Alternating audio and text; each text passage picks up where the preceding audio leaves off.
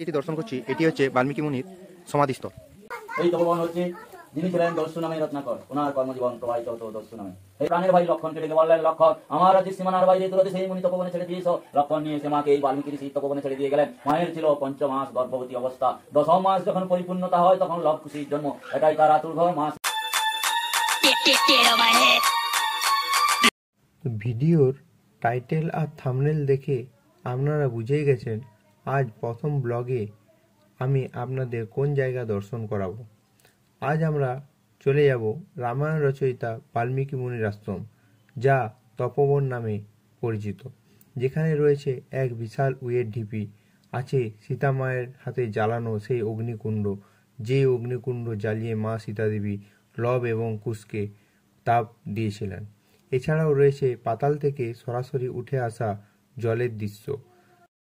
এই যে আপনারা এখন দর্শন করছেন এটি হলো সুবর্ণরেখা নদী।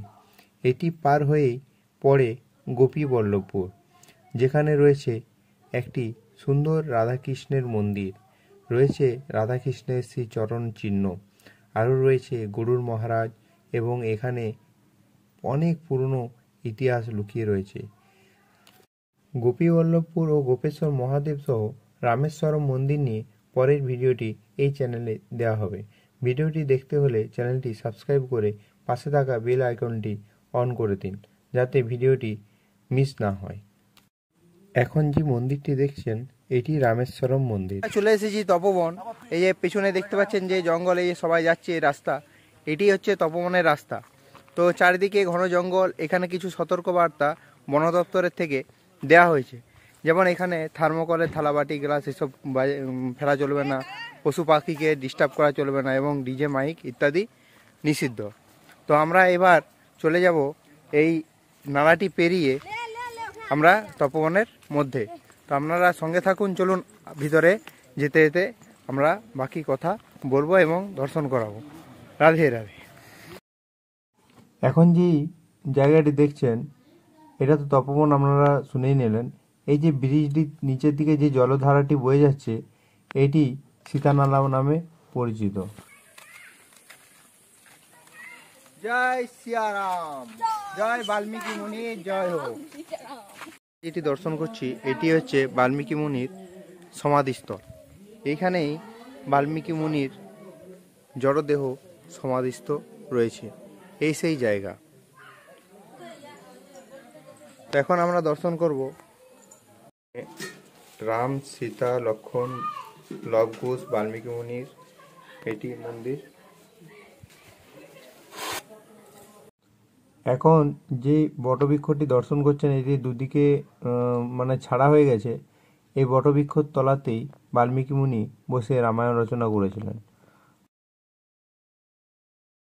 বাল্মীকি মুনির আশ্রম। তো আমরা এই আশ্রমে এসেছি।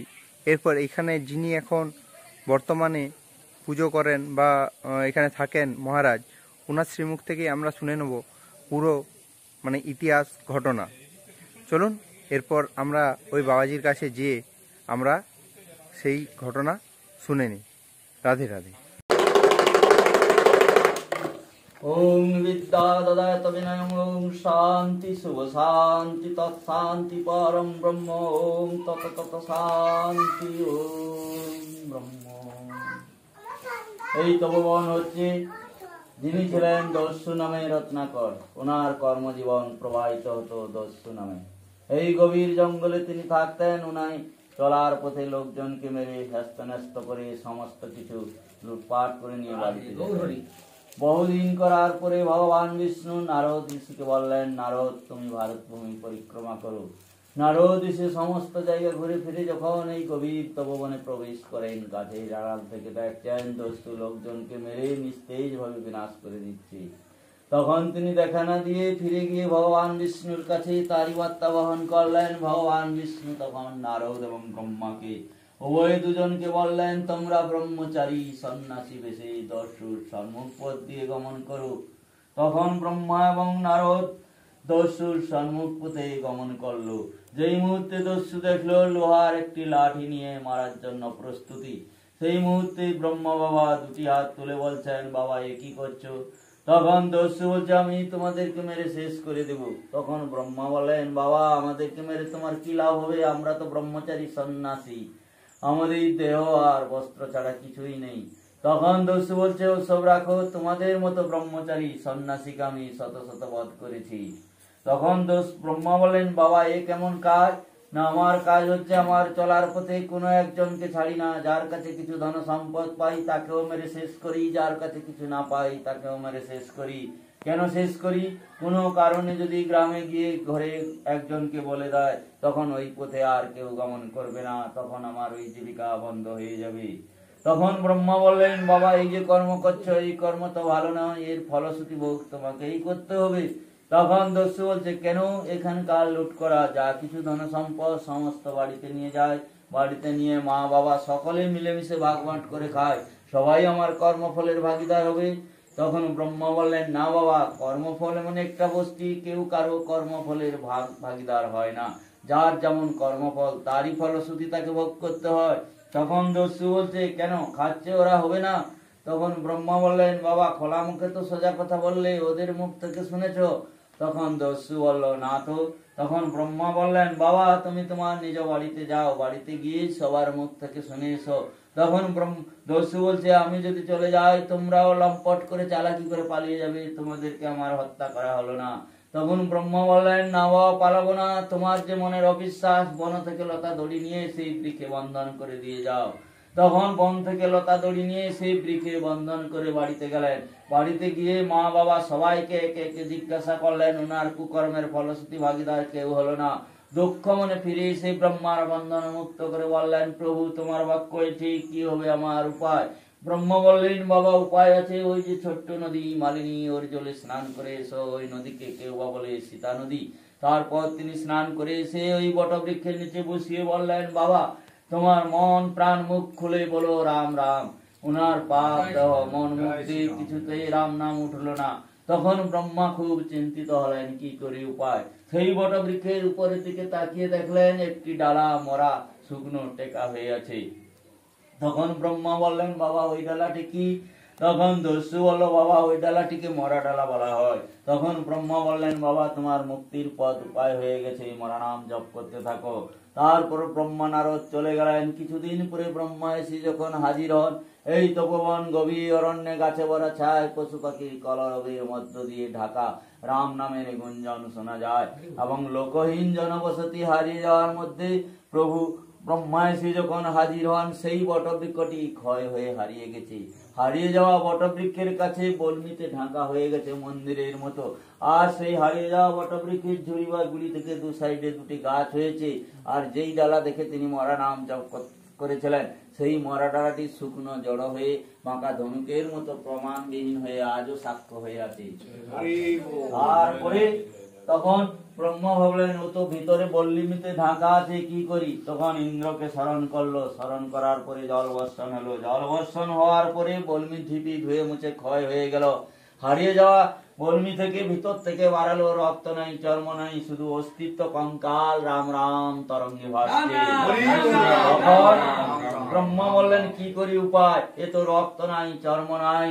তখন পঞ্চভূতের মহাশক্তিকে অনুসরণ করে মহামৃত্যুঞ্জয় মন্ত্র দিয়ে কুমণ্ডল জল ছিটিয়ে পূর্ণদেহ গঠন করে বললেন বল্মি থেকে তুমি বাবা বাল্মীকি হলে। এইখানে মাতা সরস্বতী কৃপায় রাম জন্মের আগে থেকে 7 কাণ্ড রামায়ণ রচনা করো। তখন তিনি যে রামায়ণ রচনা করবেন সেই যুগে সেই সময় কাগজ কলম কালি ছিল না। তাহলে পাতার ছন্দে ছন্দে কাঁটায় রেখা দিয়ে রামায়ণ রচনা করলেন পালি ভাষাতে। সেই পালি ভাষা রামায়ণ বাংলা ভারত সারা পৃথিবীর 400 কবি বিভিন্ন জাতিগত ভাষায় বর্ণনা করলো। তারপর প্রভু রামচন্দ্র জন্মগ্রহণ করে প্রীতিসত্তা পালন করতে 14টি বছর বনবাসে গেলেন। মাতা সীতাকে পঞ্চবটি বন থেকে লঙ্কা রাবণ অপহরণ করে নিয়ে গেল। তারপরে প্রভু রামচন্দ্র বানর সেনাদের নিয়ে সাগর বেঁধে লঙ্কা কাণ্ড ঘটিয়ে রাবণকে বিনাশ করে মাকে অগ্নি পরীক্ষা করে অযোধ্যা ভুবনে ফিরে গেলেন। অযোধ্যায় গিয়ে শ্রীরামচন্দ্র অযোধ্যা নগরী রাজা হলেন। রাজা হওয়ার সময় প্রজাগণ বলল এই রাজ্য থেকে রাম সীতা লক্ষণ গিয়াছিল, ওই সীতাকে অপহরণ করেছিল লঙ্কার চণ্ডাল রাবণ। সীতা অপবিত্র। তখন মাতা দেবীর মনে খুব দুঃখের সহিত মা বলিতেছেন, এই প্রজাতির চোখ মুখের কাছে না থেকে যদি আমি বনে থাকতাম, তাহলে এই কুবৃত্তি কথাগুলো আমার শ্রবণ করতে হতো না। তখন প্রভু রামচন্দ্র বলছেন, যাই হোক, তোমাকে তো আমি অগ্নি পরীক্ষা করেছি, সত্য মিথ্যা আমি বুঝেছি, কি হয়ে উঠুক। তথাপি প্রজাগণ মানল না, একই সুরে সেই একই কথা বলতে থাকলো, সীতা কলঙ্কিনী অপবিত্র। তখন প্রভু রামচন্দ্র বলেন, অযোধ্যা নগরীর যখন আমি রাজা হলাম, রাজা রাজত্ব প্রজাদের নিয়েই আমার বড় কথা। প্রজাদের সুখ শান্তি আনন্দের জন্য আমি আমার সীমিত স্বার্থ সীতাকে ত্যাগ করব। তখন প্রাণের ভাই লক্ষণকে ডেকে বললেন, লক্ষণ, আমার রাজ্যের সীমানার বাইরে দূরদেশে মুনি তপবনে ছেড়ে দিয়ে এসো। লক্ষণ নিয়ে সে মাকে এই বাল্মীকি ঋষি তপবনে ছেড়ে দিয়ে গেলেন। মায়ের ছিল 5 মাস গর্ভবতী অবস্থা। 10ম মাস যখন পরিপূর্ণতা হয়, তখন লবকুশের জন্ম। এটাই তার আতুর ঘর। মা সীতা নিজ হাতে আগুন জ্বালিয়ে বাচ্চাদের গায়ে তাপ উষ্ণতা দিয়েছিলেন। সেই তাপ জাগানো আগুনের শিখাকে বাল্মীকি অখণ্ড যজ্ঞরূপে ব্যবহার করেছেন। এইখানে 12টি বছর ছিল লবকুশ, বেদ বিদ্যা অস্ত্র বিদ্যা শিখেছিল। শ্রীরামচন্দ্র অশ্বমেধের ঘোড়া ছেড়েছিলেন জয়পত্র লিখে। সেই ঘোড়া আচ্ছাদন করেছিলেন লবকুশ 2 ভাই। সেই ঘোড়া নিয়ে পিতা পুত্রে অপরিচিত অবস্থায় প্রচুর সংগ্রাম হয়েছিল। সেই সংগ্রামে লবকুশ তার পিতা, কাকামু, প্রজাগণ সকল সেনা সামন্তকে অচেতন করেছিলেন। এই অচেতনে চৈতন্য সত্তাবোধ জাগিয়েছিলেন বাল্মীকি কুমণ্ডল জল দিয়ে মহামৃত্যুঞ্জয় মন্ত্রের দ্বারা। তারপর শ্রীরাম, লক্ষণ, সীতা সবার সঙ্গে শুভ মিলন যোগ ঘটিয়ে মাকে শ্রীরামচন্দ্র যখন অযোধ্যায় ফিরিয়ে নিয়ে যান, যাওয়ার পথে সামনে সুবর্ণরেখা নদী। সেই নদী তীরে ভগবান রামচন্দ্রের ধনুকের তীর সর মাটিতে পড়ল। সেখানে প্রভু রামচন্দ্র রথ থামিয়ে মায়ের মনের ইচ্ছা জাগলো শিব পূজা করতে। তখন সুবর্ণরেখা নদীর বালি দিয়ে শিবলিঙ্গ স্থাপন করে নিজ হাতে প্রতিষ্ঠা করে নাম দিলেন রামের নামে রামেশ্বর। আর একটি রামেশ্বরম আছে তামিলনাড়ুতে। সেখানে ভগবান রামচন্দ্র যখন সাগরে সেতু বেঁধেছিলেন, তার আগে দেবাদিদেব মহাদেবের পুজো করেছিলেন। তার নাম সেতুবন্ধন রামেশ্বরম। এটা হলো রামের তীর সর পড়ে রামেশ্বর। এই হলো বাল্মীকি রচিত রামায়ণ তপোবন। এইরকম তপোবন আমাদের ভারতবর্ষে আরো 8-10টা আছে। কেমন আছে? অহল্যা তপোবন গৌতম মুনির অভিশাপে অহল্যা মাতা পাষাণ হয়েছিল।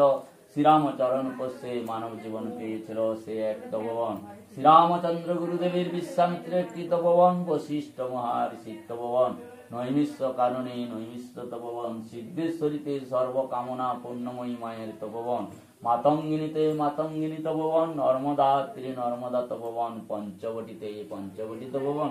আরো তপোবন আছে তপ জপ নিয়ে, যেখানে ঋষিরা থাকে তাকে তপোবন বলা হয়। এই যে তপোবনের কথা বললাম, আমার মুখের কথা নয়, পুরাণ ইতিহাসের কথা। রামায়ণ হচ্ছে আজ থেকে 10-12 হাজার বছর আগের ঘটনা। সত্য কি মিথ্যা যে যার মনের ভাবনায় ভাবিত হয়ে মনের মধ্যেই তার সাধনার পূর্ণতা সে অর্জন করবে, যার যেমন ভাব। এতদিনের ঘটনা কে জানে? কেউ বা বলে ইতিহাস নিয়ে চলা, ইতিহাস সত্য। কেউ বা বলে এটা এতদিনের গল্প, কল্পনা হতে পারে তার ভাবনায়। তাই এতে বিবাদ হওয়ার কারোর সাথে কোনো প্রশ্ন নেই। যার যেমন ভাব তার তেমনই কাজ হবে, সে তেমনই ভাববে, পাবে। দর্শন করব যেখানে মা সীতা দেবী লবকুশকে হলুদ জলে ডুবিয়েছিলেন এবং যেখানে প্রথম কাজল পরিয়েছিলেন। ভিডিওটি একটুকু বড় হবে, আপনারা ধৈর্য সহকারে ভিডিওটি দেখুন, এবার অনেক কিছু বিষয় আপনারা জানতে পারবেন। চলুন আশ্রমটি আর একটু ঘুরে দেখে নিই, তারপর আমরা যাব সেই জায়গায়। আশ্রমে ঢোকার পরেই এই সেই ঘোড়া দর্শন হলো। তারপর এখানে আছে বজরংবলী, হনুমান, রাম, লক্ষণ, সীতা। এখানে আছে হনুমানজি, আর এখানে রাম, লক্ষণ এবং হনুমানজি এখানে অবস্থিত। খুব সুন্দর পরিবেশ, পুরো একদম নিস্তব্ধ। আর এই সেই সীতাকুণ্ড, যেখানে মা সীতা দেবী প্রথম আগুন জেলে লবকুশকে তাপ দিয়েছিলেন। আর এই যে বটবৃক্ষের 2টি শাখা এখানে আছে, সেই বটবৃক্ষ তলেই বাল্মীকি মুনি তপস্যা করেছিলেন বলে এখানে মহারাজ আমাদের জানালেন। এই বাবাজি এখন আমাদের নিয়ে যাচ্ছেন ওই জায়গায় যেখানে কাজল নালা এবং হলুদ নালা আছে। তো চলুন বাবাজির সাথে গিয়ে আমরা সেই জায়গাটি দর্শন করে নিই, আর ওনার শ্রীমুখ থেকে এই জায়গার মাহাত্ম্য শ্রবণ করব। এই খড়ি মাটিগুলো বৈষ্ণবরা মাথায় ধারণ করেন। ঠিক আছে বাবু, আমরা করবো, বৈষ্ণব হতে পারি কিন্তু করবো। আসুন বুঝিয়ে দিচ্ছি। কালকে প্রচন্ড ঝড় বৃষ্টি, রাত্রি প্রবল। ওইখানে ওই যে কাজল জেল, তেল কাজলটা এখনো পড়ে আছে, ওই যে দেখছেন আচ্ছা, তেলের মতো চপচপ করছে।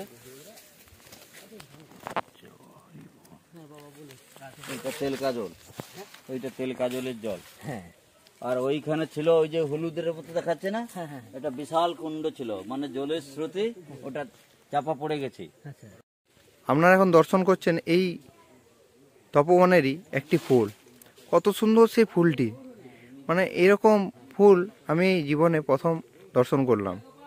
এত সুন্দর জায়গা, এত সুন্দর পরিবেশ, সত্যিই যেন এখনও সেই মানে তপবনের মাহাত্ম্য যেমন এখন ফুলে ফেঁপে উঠে আছে। দেখুন চারিদিকে আম বাগান, আম গাছ, আর এই যে বয়ে যাচ্ছে সীতানালা।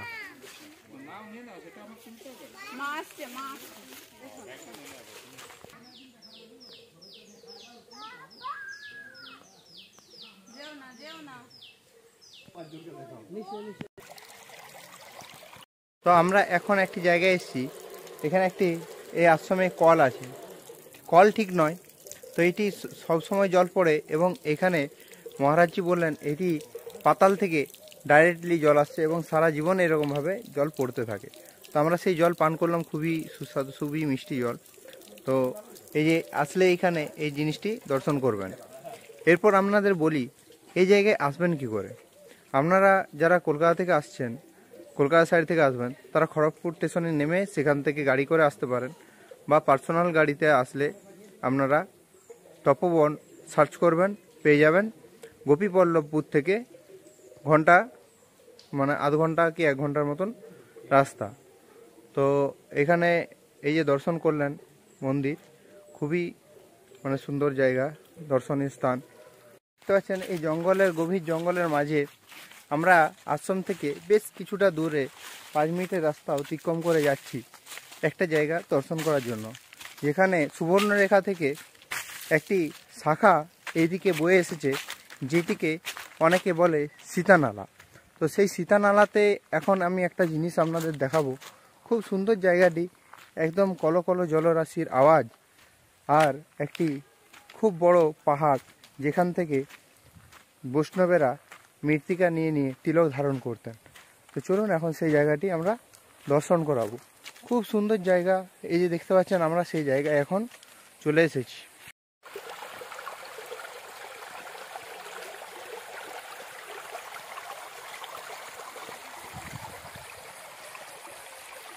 এই যে এই সেই পাহাড় দেখতে পাচ্ছেন, সব ধসে গেছে কিছু অংশ, আর এই সেই জলরাশি যেটি সুবর্ণরেখা থেকে বয়ে যাচ্ছে সেই জল।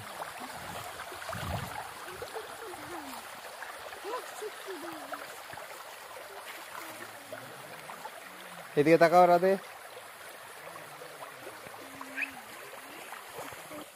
তো এরপর আমরা একটি আপনাদেরকে খুব সুন্দর জিনিস দেখাবো। এখানে অনেকগুলি মোষ বিচরণ করছে। তো তাদের গলায় কি বাঁধা থাকে, কি বলে ওগুলোকে, না ঘন্টা লয়, ঠোঁটরা না কি বলে, তাদের গলায় ঠোঁটরা বাঁধা আছে। সেই আওয়াজ দিয়ে আপনাদেরকে শোনাবো, চলুন।